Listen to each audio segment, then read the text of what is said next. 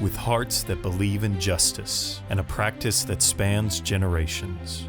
We submit to you the Banks and Banks Attorneys at Law video blog.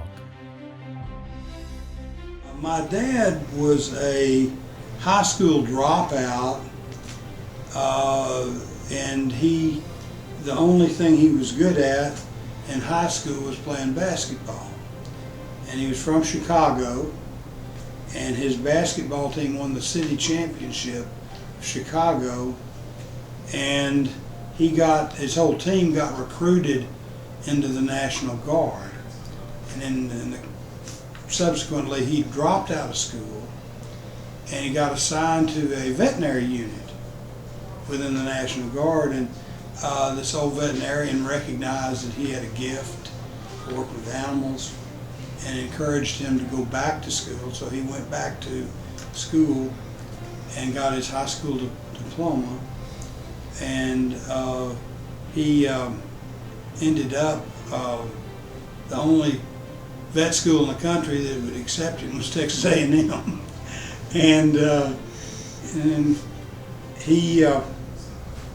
he came down here and he was nervous about the fact that he was older than a lot of the other students, and he was a Yankee.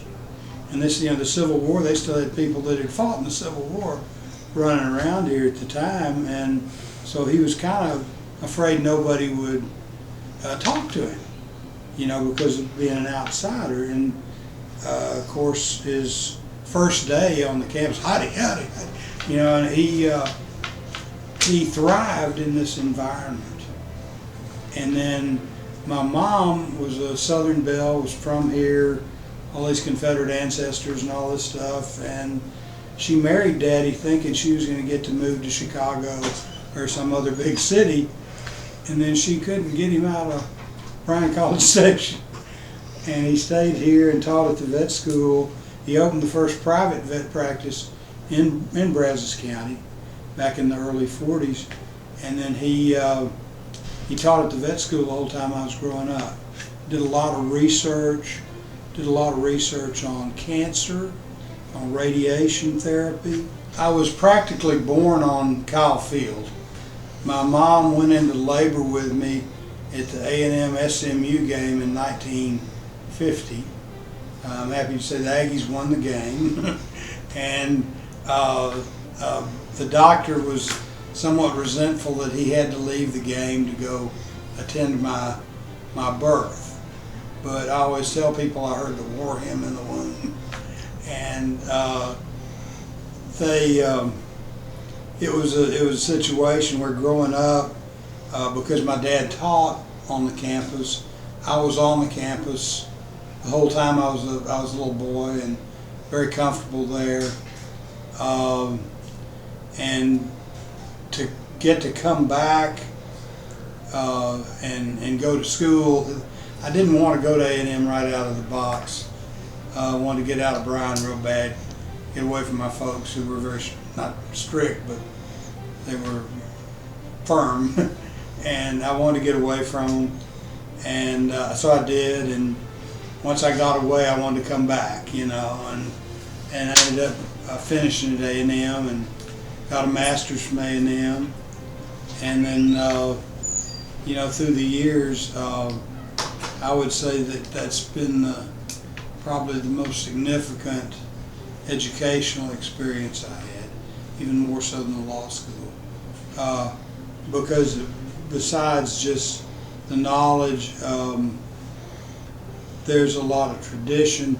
There's a lot of good things about the Aggie tradition. The fact that they are what you call little d democratic, in that you're judged on your character and who you are on the inside, rather than how much money you've got, what kind of car you got, and that kind of thing. So, because A&M started off as a poor kids school, my dad and my uncles, they were very comfortable here. One of my uncles actually was from Blooming Grove, Texas, and he came to A&M leading a cow. His mom put him on the train with a cow, and they had these at the time they had these what they call project houses, where all the kids from one county would live in this big house, and they'd have a widow lady to cook for them, and each of the kids would bring something in the way of food to contribute. And my Uncle Charles brought a milk cow with him, and kind of milked his way through through A&M. So because of all those things, I always had a special regard for A&M, and really that was, like I say, the reason that I'm here is because A&M was here. And so I have a special place in my heart for Aggies and the university. To submit your questions or comments, please visit bankslawyers.com.